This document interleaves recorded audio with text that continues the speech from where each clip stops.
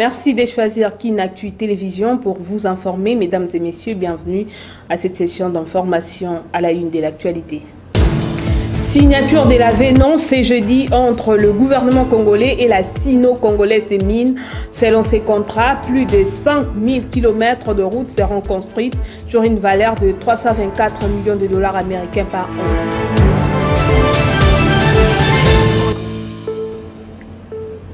Débutant par cette information, la République démocratique du Congo a signé ce jeudi 14 mars à Kinshasa la 5e avenant de la Convention de collaboration relative au développement d'un projet minier et d'infrastructures au pays avec la SICOMINE. De ces contrats, la RDC va bénéficier de la construction d'à peu près 5000 km de routes équivalent à 324 millions de dollars américains par an.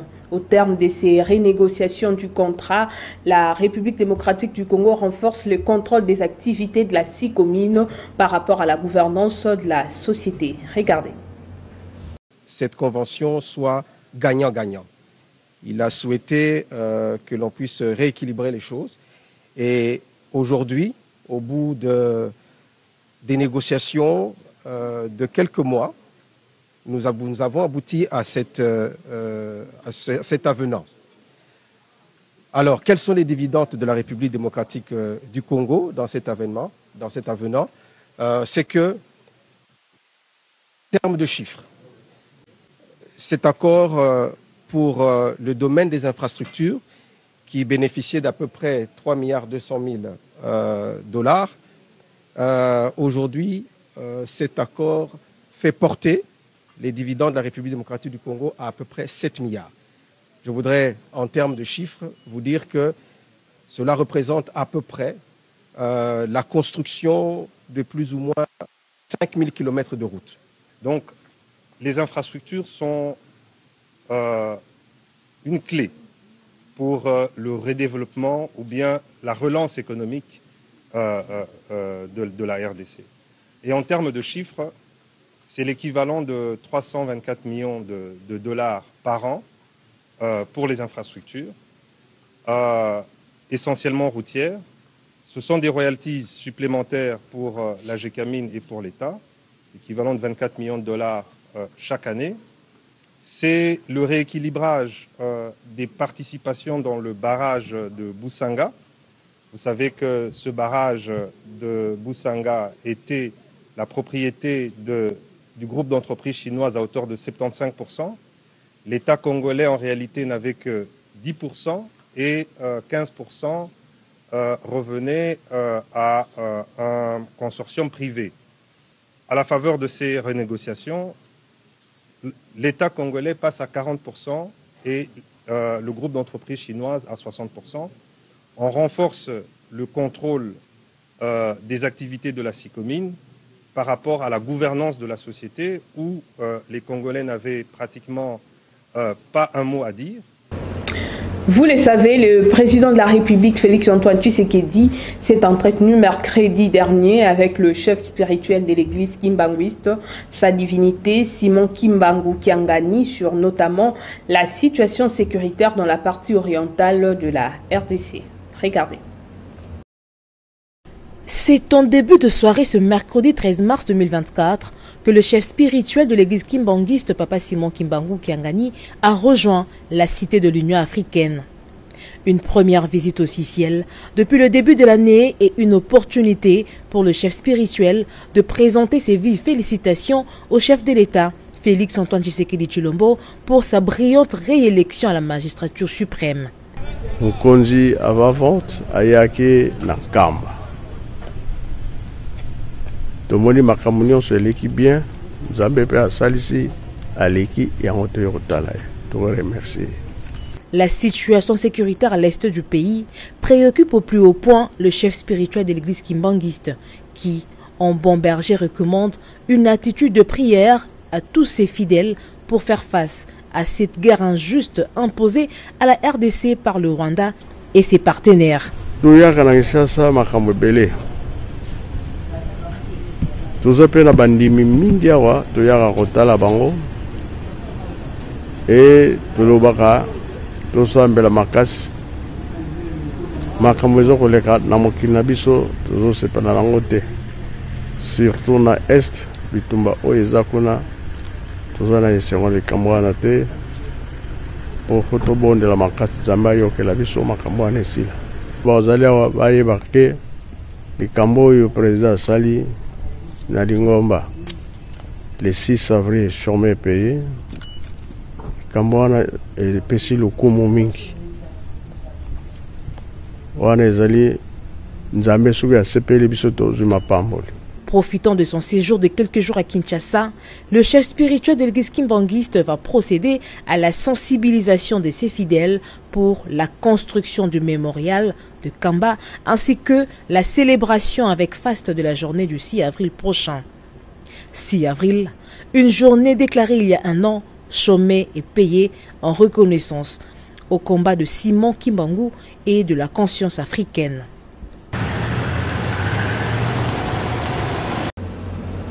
Restons à la Cité de l'Union africaine, conduit par le ministre de la Communication et Médias, Patrick Muyaya. Les étudiants de Harvard Kennedy School en visite d'immersion en République démocratique du Congo ont été reçus le mercredi dernier dans la soirée par le chef de l'État, Félix-Antoine Tshisekedi. Ces déplacements de USA à Kinshasa, c'est pour comprendre le potentialité et les défis du pays. Plus d'explications avec la presse présidentielle. Good evening, everybody. Ça va? Ils sont très exactement une trentaine d'étudiants de la Harvard Kennedy School de l'école de santé publique, de business et de droit en immersion à Kinshasa pour la meilleure compréhension de la situation de la République démocratique du Congo. Conduite par le ministre de la Communication et Médias, porte-parole du gouvernement, Patrick Muyaya, la délégation de 30 étudiants de Harvard Kennedy School, la plus célèbre université au monde, a discuté avec le président Félix-Antoine Tshisekedi Tshilombo des enjeux, des challenges et des opportunités que regorge la RDC. Le chef de l'État a été agréablement déjà surpris de voir autant d'étudiants de diverses nationalités. Il leur a posé des questions sur les découvertes qu'ils ont fait du pays, des mecs de la culture et aussi les différents échanges qu'ils ont pu avoir avec les différents partenaires privés et des membres de son gouvernement afin justement de comprendre un peu plus sa complexité et aussi la beauté de ce pays. Chaque année, l'association des étudiants de l'Africa Caucus Harvard organise pendant les vacances de printemps un voyage découvert dans un pays au monde. Le choix a été porté cette année à la République démocratique du Congo. Cette année, nous avons eu la chance d'avoir 3 étudiants congolais dans notre formation et nous nous sommes dit que c'était un signe du Dieu vivant pour que nous puissions organiser ce voyage en République démocratique du Congo. Alors cette année, c'est la première fois que nous venons dans ce pays et nous espérons que les promotions des années suivantes continueront à mener d'autres étudiants, d'autres universités à faire le même chemin et à venir découvrir ce beau pays. La République démocratique du Congo n'a pas l'habitude de voir ce type d'activité menée ici, sur son territoire, mais nous avons voulu justement, nous étudiants de la Harvard Africa Caucus, de placer le Congo comme carrefour des intellectuels du monde et de montrer justement que malheureusement le narratif qui est souvent relayé dans les médias n'est pas exactement celui qu'on voit quand nous sommes sur les territoires. Les étudiants ont été justement agréablement surpris de voir que la ville de Kinshasa est une ville propice non seulement au business, mais aussi au développement de diverses activités et certains ont déjà promis de revenir, notamment pour des stages, pour des emplois ou pour des investissements. La mission de Harvard Kennedy School est d'améliorer les politiques publiques et les leaderships afin que les gens puissent vivre dans les sociétés plus sûres, plus libres, plus juste et plus prospère. Autre chose dans ces journaux, les tickets gagnants de l'Union sacrée pour l'élection de gouverneur au Congo central, porté par le président du parti politique Autre Vision du Congo, Didier Boudimbu, a été présenté mercredi tour à tour aux membres du présidium de cette plateforme politique, notamment au président du Sénat, au vice-premier ministre en charge de la défense nationale et au président de l'Assemblée nationale. Il s'agit de Grace Bilolo et Prosper Ntela. Regardez. Nous sommes venus rencontrer le président du bureau provisoire, pas étant que président du bureau provisoire, mais plutôt membre du présidium de l'Union sacrée, parce que je suis aussi président d'un regroupement politique, et donc je ne suis pas venu avec ma casquette de ministre, mais par contre ma casquette de président d'un regroupement. Donc nous sommes venus parce que au niveau du Congo central, il y a eu un consensus qui a été trouvé à travers les élus du Congo central. Ils ont choisi un ticket qui est de l'AVC de l'UDPS, le ticket de l'AVC Autre Vision du Congo, AVCA, et Autre Vision du Congo allié, c'est M. Grace Bilolo, et le vice-gouverneur qui vient de l'UDPS, c'est M. Ntela. Donc nous sommes dans l'obligation de faire le tour de tous les présidents du Présidium de l'Union sacrée pour leur présenter le candidat futur gouverneur du Congo central avec l'appui de tous les élus qui sont mis en bloc derrière lui. Donc c'est pour ça que nous sommes venus et nous avons été très bien accueillis. Et le président de l'Assemblée nationale provisoire a pris acte et il nous a promis son accompagnement. Il nous a prodigué beaucoup de conseils, surtout par rapport à la gestion qui devra être rassemblée en toute la population des Congo pour pas qu'il y ait des divisions celle de la province. Il nous a donné beaucoup parce que déjà, lui, c'est une bibliothèque et de l'expérience, il en a. De l'expérience à donner, il en a. Et c'est ce qu'il a fait. On a discuté avec lui.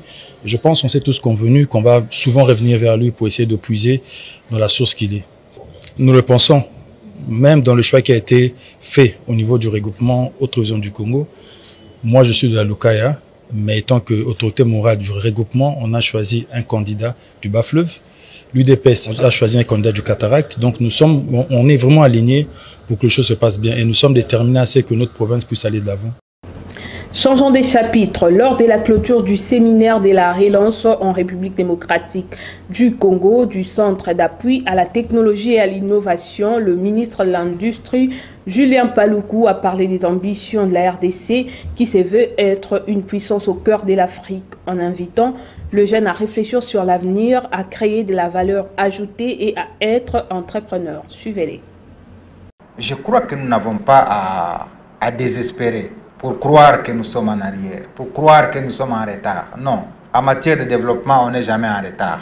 En matière de développement, on fait ce qu'on peut avec les moyens dont on dispose. Et le développement, en fait, c'est un mouvement par lequel une société se change, une société décide de son changement et une société réalise elle-même son changement. Et donc, c'est ce que nous sommes en train de faire ensemble ici. La RDC, dans cet environnement-là, se veut également être demain une des puissances au cœur de l'Afrique. Malheureusement, nous avons été trop dénaturés par la politique. Lorsque vous voyez par exemple le nombre de candidats à la députation nationale, en 2006, nous avions 9000 candidats, députés nationaux. En 2011, nous sommes allés jusqu'à 18 000, je crois. En 2018, lorsqu'on a introduit la notion du seuil, on a reculé à 15 000 candidats députés nationaux. Mais en 2023, on est remonté à 24 000, 25 000 candidats députés pour 500 postes ou 500 sièges.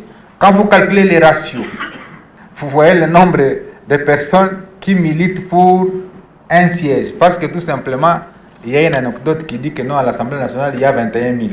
Et tout le monde s'est ru dans ça et on oublie de réfléchir par rapport à l'avenir. Et donc des occasions comme celle-ci sont des occasions où nous invitons la jeunesse plutôt à réfléchir sur l'avenir. L'avenir n'est pas qu'à l'Assemblée nationale. C'est 500 personnes tout simplement. Les présidents, il n'y en aura qu'un. Donc tout ça, ça nous distrait inutilement alors que ce n'est pas ça qui résorbe le chômage. Les emplois publics, en fait, ne résorbent jamais le chômage. Dans aucun pays au monde, les emplois publics n'ont résorbé le chômage. Ce sont les emplois privés. Et donc, lorsqu'on crée un centre d'appui à la technologie et à l'innovation, c'est pour nous inviter, nous tous, à nous inscrire dans cette vision de dire, eh bien, avec nos intelligences respectives, nous pouvons créer de la valeur ajoutée à ce que nous avons et ainsi nous-mêmes être des entrepreneurs. Que pense la classe politique congolaise en ce qui concerne la publication des arrêts de la Cour constitutionnelle? L'analyste politique Aimé Nongué répond. La Cour vient de dire les droits et ces droits qui doivent se conformer. Parce que d'après ce que moi j'ai vu, j'ai entendu, la majorité des députés invalidés par elle n'étaient pas notifiés et n'ont jamais été même n'ont pas fait comme partie, n'étaient pas comme partie au procès. C'est-à-dire, ils n'ont jamais été notifiés, ils n'ont jamais été dans la barre, ils ne savaient même pas que non, il y avait un dossier contre eux. Et curieusement, devant la télé, devant tout le monde, vont entendre que non, la Cour vient de prononcer votre invalidation. Donc la Cour doit revoir un peu, peut-être si c'était l'erreur matérielle, pour ceux qui n'étaient pas partis au procès, la Cour doit revoir et remettre dans leurs droits, parce que ce sont les élus, et un élu dont le peuple a confiance et le peuple lui a donné un mandat. Alors on ne peut pas quitter son siège comme ça d'emblée, parce que la CENI, écoutez messieurs les journalistes, la CENI avait publié, elle avait plutôt tous les résultats. Et la raison pour laquelle, ensemble avec les résultats, la CENI avait envoyé les dossiers au niveau de la Cour. Et aujourd'hui, celui qui était provisoirement prononcé par la CENI, aujourd'hui, la Cour va dire que non, regardez, il est maintenant invalidé. Donc, cette invalidation-là, on doit revoir, la Cour doit revoir, peut-être que c'était une erreur matérielle. Rendons-nous cette fois-ci en Provence. C'est pour bientôt les débuts de travaux de la construction du barrage Mbombo dans la province du Kasaï central. La confirmation est de Jean-Mabi Moulumba, directeur général du bureau central de coordination dans la province du Kasaï central. Pour lui, tout doit commencer par l'ouverture de la route qui mène vers la chute en vue de permettre l'acheminement de matériel sur ces sites. Patrick Donou-Kengeshai pour le détail. Le directeur général du bureau central de coordination BSECO, en sigle Jean-Mabi Moulumba, devant la presse locale, a tenu à éclairer l'opinion sur la construction de la chute Mbombo qui va constituer un atout majeur pour le développement de la province du Kasaï central. Pour lui, tout partira de la construction de la route qui mènera vers la chute Mbombo, pour permettre l'acheminement de matériel vers le site. Après cette étape, a-t-il déclaré, suivra la construction de la chute Mbombo. Tous ces travaux, y compris les étapes de faisabilité, prendront environ 18 mois. Notez que c'est l'entreprise Modern Construction qui est donc chargée d'exécuter le travaux. Un motif de satisfaction pour le BSECO qui a été pour la deuxième fois devant la presse locale de la province du Kasaï central dans cette séance de redevabilité. Wait and see, disent les Anglais.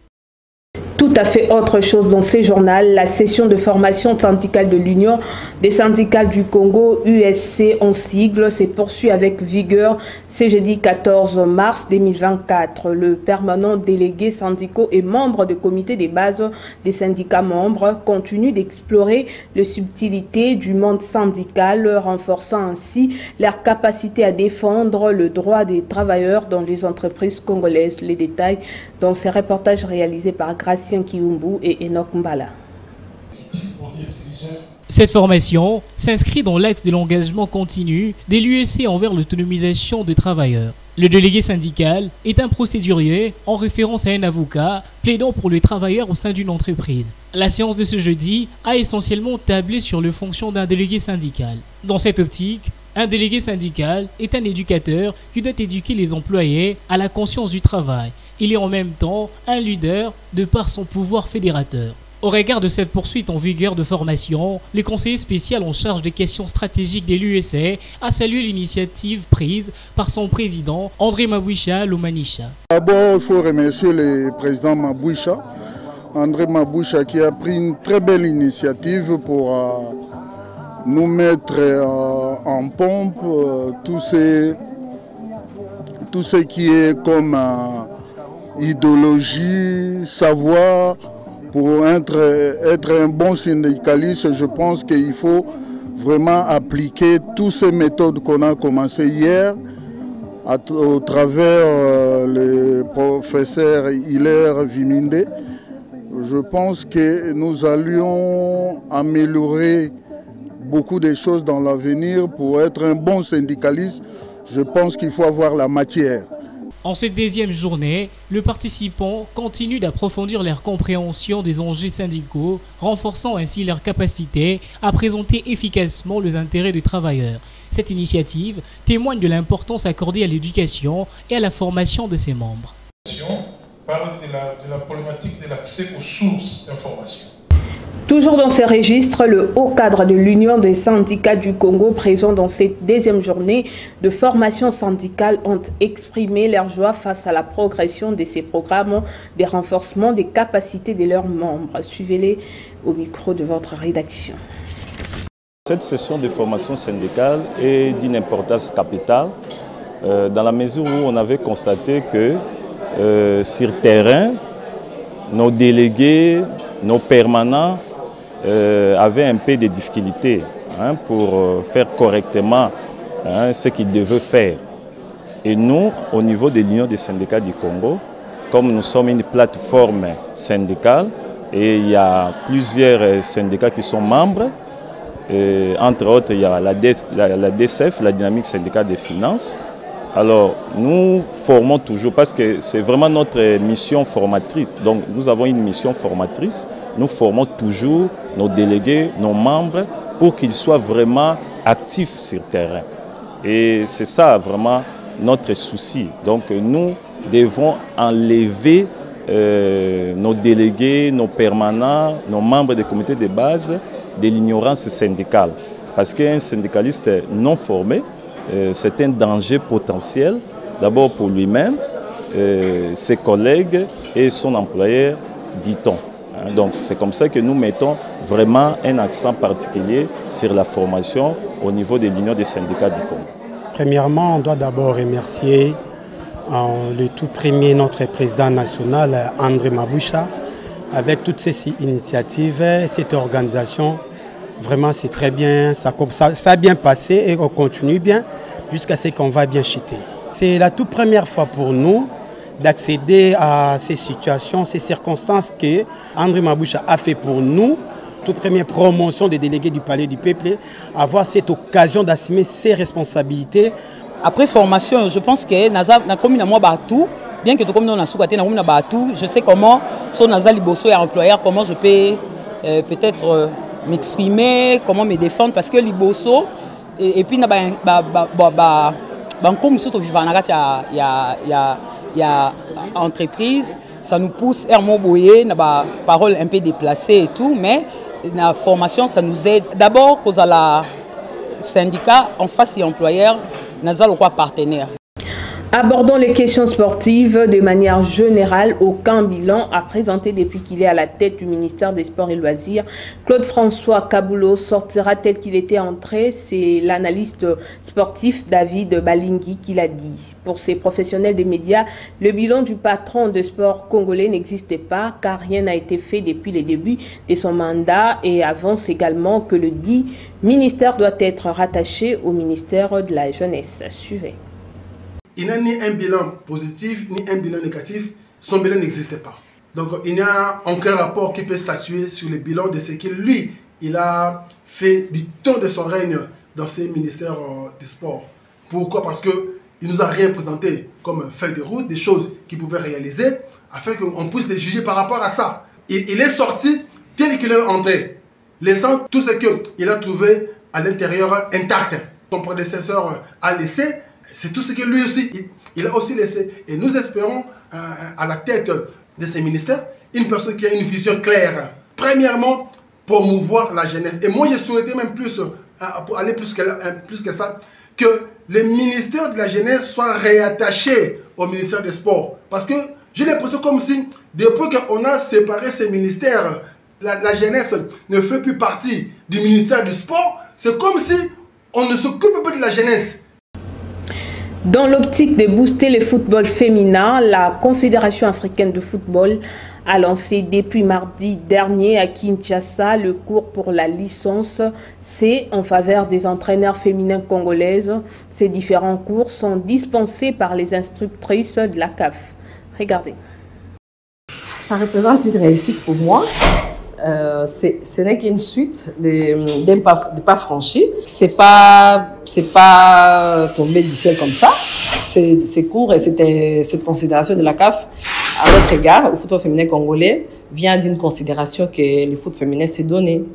Voilà, la plus belle femme donne ce qu'elle a et le foot féminin aujourd'hui a décroché la qualification à la CAN.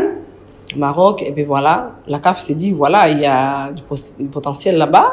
Ils sont venus aussi augmenter les talents, booster, parce que c'est ça son souhait. Aujourd'hui, les priorités de la CAF et la FIFA, c'est booster le foot féminin. Aujourd'hui, cette licence C, c'est le fruit du travail abattu pour le foot féminin. Pour la province de Kinshasa, c'est prévu pour 25, et ça sera dans chaque province, parce qu'on doit atteindre le goal au moins de 100 licences C dames. Oui, il y en a qui ont voulu prendre de l'avant. Moi, je félicite comme on dit que la vie appartient au plus rapide. Ils sont venus, mais les autres aussi auront la même formation. Et ceux-là feront le doublon, parce qu'ils auront appris ça. Pourquoi on peut répéter toujours, on apprend tous les jours. Oui, la CAF, ça c'est le plan de la CAF. Et la CAF va faire toutes les provinces. D'une discipline à une autre, le club judo de la police nationale de la région, Légion nationale d'intervention, quitte l'entente Kin-Centre pour l'entente des Tchangou. La décision est prise par l'initiateur et promoteur de ces clubs, Forim Poutou-Tina, qui justifie cette décision par l'injustice qu'a subi les athlètes lors de la compétition organisée au mois de mars par le responsable de l'entente Kin-Centre. Suivez. Le promoteur et initiateur du judo club de la police nationale, Légion nationale d'intervention, décide de quitter l'entente Kin-Centre pour l'entente des Tchangou. La décision du grand maître Fori Mpoutou-Tina est motivée par les injustices et la mauvaise manière de faire les choses et par certains responsables des ententes qui favorisent leurs athlètes durant les compétitions organisées. C'est-à-dire la manière dont ils organisent leurs compétitions. Le club qui sont là où la compétition est organisée, ce sont ceux clubs qui seront en finale. Les clubs visiteurs ne peuvent pas arriver en finale. Or, dans le sport, c'est les meilleurs qui gagnent. Le président de l'entente est lui-même le président fondateur de ce club. Même son bureau entier, ils veulent que leur club passe sans qu'il soit éliminé. C'est la difficulté que nous avons rencontrée.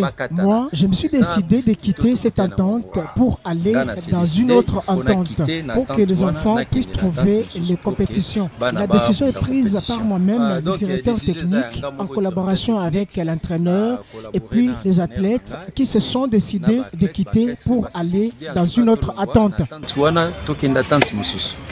Ce judo club de la Légion nationale d'intervention reste une grande école de formation des enfants en judo, raison pour laquelle grand maître Mpoutou-Tina lance un message à tous les parents pour l'apprentissage du judo. Notez que ce club de judo de la police nationale de la Légion nationale d'intervention est situé dans cette même enceinte de cette police. Ces lieux restent une véritable école de formation des enfants en judo sous la surveillance du général Magnan. Le judo club de la Légion nationale d'intervention laisse ses portes ouvertes pour la formation des enfants en judo.